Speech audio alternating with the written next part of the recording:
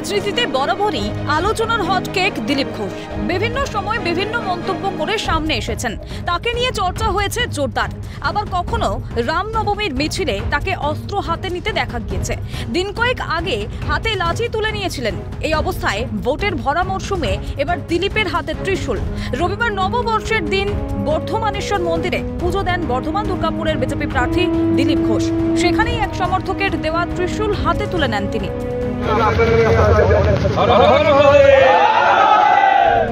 ত্রিশূল হাতে মহাদেবের প্রতি শ্রদ্ধা জানালেও নির্বাচনী ময়দানে ত্রিশূলের অন্য ব্যাখ্যাও দিলেন দিলীপ ঘোষ।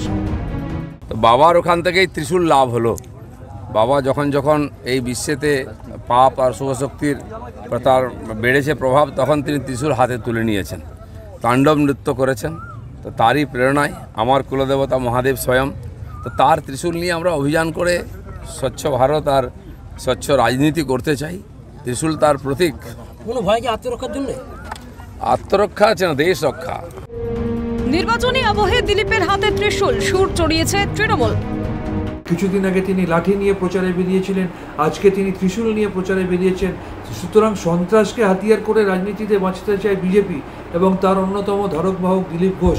ওনারা কখনো কখনো রামকে নিয়ে, কখনো শিবকে নিয়ে রাজনীতি করছেন। আমরা এ ধরনের রাজনীতির বিরোধিতা করি। বিরোধীরা যাই বলুক, দিলীপ ঘোষ আছেন তার চেনা মেজাজেই। ত্রিশূল হাতে কাউকে বিদ্ধ না করলেও বাক্যবাণে বিদ্ধ করতে ছাড়লেন না বর্ধমান দুর্গাপুরের বিজেপি প্রার্থী। পয়লা বৈশাখে রাজ্য সরকারের পশ্চিমবঙ্গ দিবস পালনকেও এক হাত নিলেন দাবাং দিলীপ। রাস্তাঘাট বানাতে পারেনি, চুরি, জোচ্চুরি, দুর্নীতি, তারপর খুন খারাপি, মহিলাদের অত্যাচার, এটাই পেয়েছেন টিএমসিকে ভোট দিয়ে।